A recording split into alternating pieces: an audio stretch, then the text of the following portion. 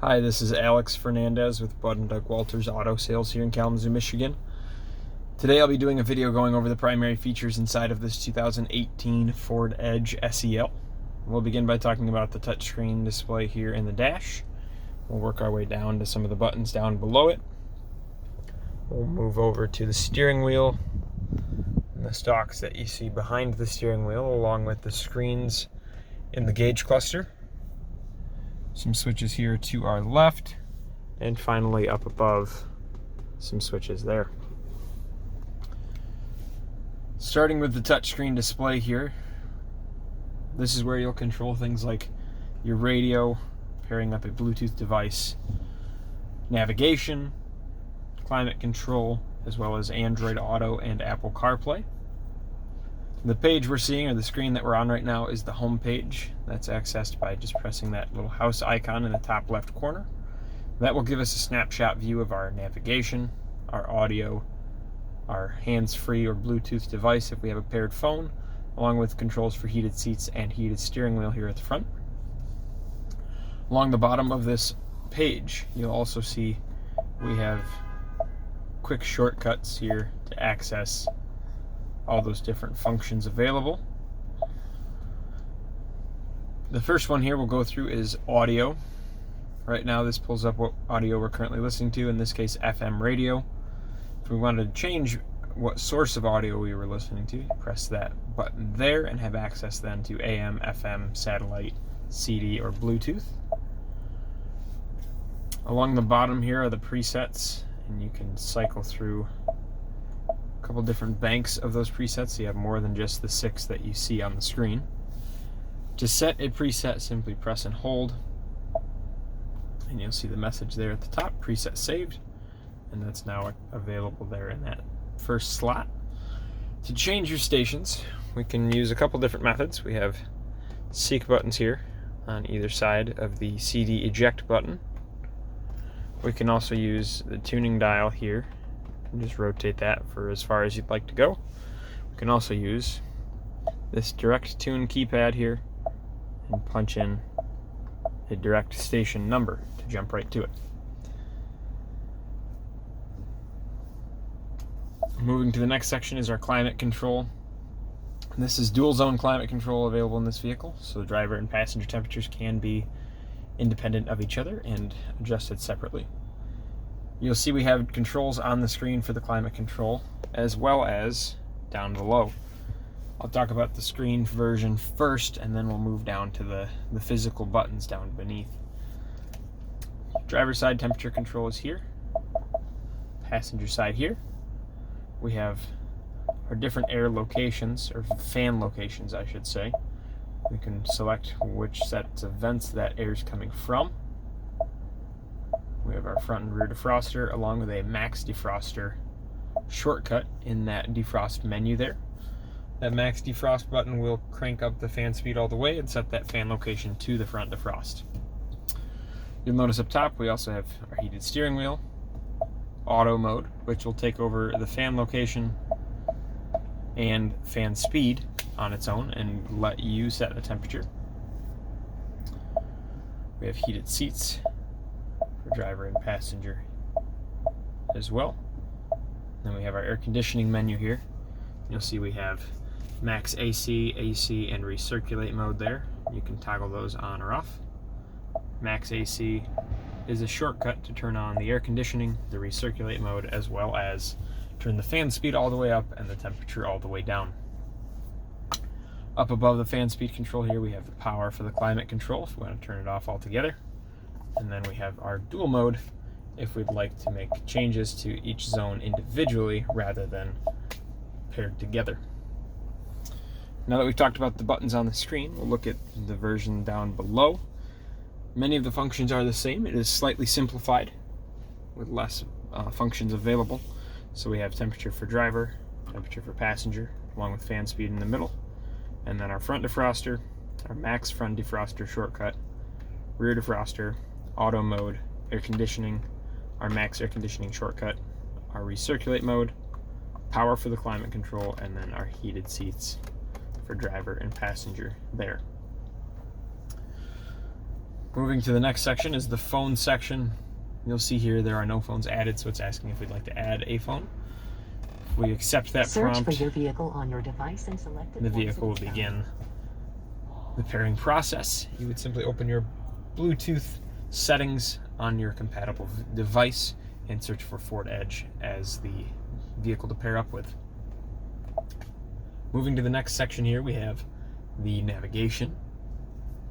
And you'll see when we press that tab, we open up a map display. We have buttons for destination, menu, zoom in and out, as well as our orientation here on the screen if we're making it 2D or 3D or locking in north as the top of the screen.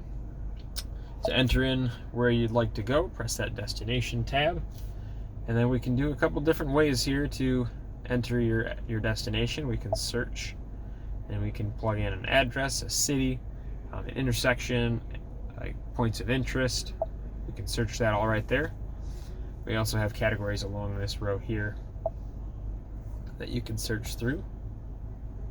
And you can search nearby as well as along your route if you have an active route, near your destination, or in a specific city. You're also able to set up home and work addresses as quickly accessible and save favorites if there are addresses you'll be using regularly. And then your previous destinations, as you accrue those, will begin to show up in this previous destinations section here. This section here is labeled apps, and what this section will primarily give you if you use Apple CarPlay or Android Auto. Those are programs that run on the respective devices, Apple iPhone and Android smartphones. Apple CarPlay is built into the iPhone, simply has to be plugged into the vehicle with a USB cable to access it. Android Auto is an app that is required to be downloaded from the Google Play Store. Both the apps enable the functionality of phone calls and text messages with full voice control for the phone calls and texts, along with any music or podcast apps that you use on your phone, along with your navigation apps such as Google Maps, Apple Maps, or Waze. The idea being that you can plug your smartphone into the car and pull up on the display here your Google Maps or your Apple Maps, along with your music, your calls, and your texts, which is a very handy feature if you're going to be driving a lot.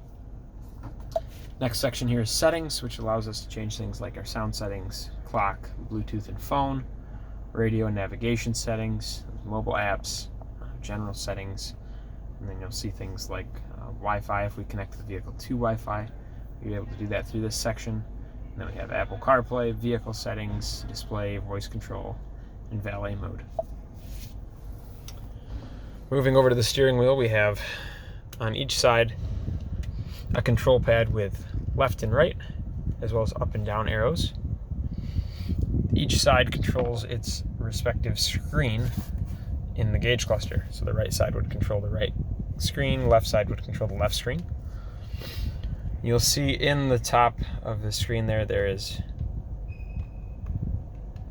arrows matching the arrows on the steering wheel, up, down, left, and right. We're able to then use this control to move through this section. So if we press that left arrow, that takes us back to the main section where we can display navigation, entertainment, or phone information. Simply press OK when you've selected each section to open it. Moving to the left side, that displays the screen here, which is going to show us a couple different things, such as pressing that left arrow again opens that main menu. We have display mode, which we can show fuel level, engine temperature, and tachometer, tire pressures, speedometer, layout of the all-wheel drive and how the power is being distributed, distance to empty, and that's the distance you can drive with the amount of gas in the vehicle. And then back to the beginning there, we have trip 1 and trip 2. That's going to track distance, average miles per gallon, and time. By scrolling up and down through those and holding down the OK button, you can reset those values to start fresh. Next section here is fuel economy. Again, you can press and hold OK to reset the average value. And you see it also gives us the distance to empty value there as well. Driver assist allows us to toggle on or off our traction control and rear parking aid sensors. And settings would allow us to change some vehicle settings pertaining to the lights, the locks, our powered lift gate, our remote start, windows, and wipers.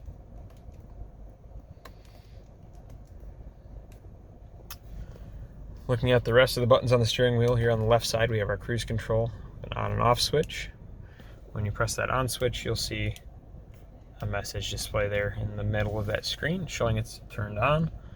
To set the speed, simply press minus or plus. Either one would set the speed. Once the speed has been set, the plus sign will accelerate, the minus sign will decelerate. And then we have cancel buttons and resume here as well. Looking at the left side of the steering wheel, we have volume for our audio, along with these buttons here, which perform two different functions depending on the scenario. If you have an incoming or active phone call, this button here on the left side would function to answer the phone call, and the one on the right would decline or hang up an active phone call. If there is no phone call coming through, then they will function as seek buttons, cycling through your presets that you have set on the radio. We have a voice command button here where we're able to give the vehicle a voice command to place a call to a specific contact if necessary. We also have a mute button there as well. Behind the steering wheel, we have on the right side a plus sign paddle, and on the left side a minus sign paddle. When we put the vehicle into sport, you'll see at the base of the screen there that we're in sport. And if you look to the left there, you'll see the number 2, number 1. That's indicating what gear we're in. And these paddles behind the steering wheel allow us to manually upshift with the plus sign or downshift with the minus sign through those gears manually. And you'll see that displayed then near the tachometer. And that's, again, when you're in that sport mode, that's available to you. Our windshield wipers are here behind the right side of the steering wheel. Click that stalk down for a single swipe, and then click up for the first section, which is intermittent. That's able to be adjusted by just rotating this ring for higher or lower frequency or speed. Click up again for low speed, and then click up one more time for high speed. For your rear wiper, it's on the end of the stalk here. Simply click that. And you'll have the intermittent position and the on position there. And you'll see then here on that stalk, it indicates that we should push the stalk away to turn on the spray for the rear wiper, and pull the stalk towards us to turn on the spray for the front wiper. On the left side stalk, we have our blinkers, as well as our brights. Push away to turn on, pull towards to flash for those. Down below on our left side here, we have the headlight controls. The headlights are automatic. If you rotate that dial all the way clockwise, that will put it in the automatic function. Lights will come on at night as necessary, and you'll have daytime running lights during the day, so you're visible to other drivers. On either side of that dial, we have a plus and minus button, which allows us to adjust the dimming of the brightness of all the backlighting inside. So if you found that the screen was too bright or the dash was too bright, you can adjust that brightness as necessary. We also have a button to open and close the powered liftgate there for the vehicle. Looking at the door, we have our door locks here. We have window switches, window locks, and then our mirror adjustments. Choosing which mirror to adjust and using the control pad to do so. Up above there is HomeLink garage door programmable buttons, so you're able to program your remote. And that way you don't have to keep it clipped up to the visor. In this section here, we have our dome lights on the far left and right. We have a button here, the next one, that will turn on all the dome lights in the whole vehicle. This button here would determine whether we have dome lights coming on when the doors are opened. And it'll shut off when you close the door. And then we have controls for the sunroof. So opening and closing the glass here. So to open it, you press this back one. To close it, the front. If you wanted to tilt the glass, push right in the middle.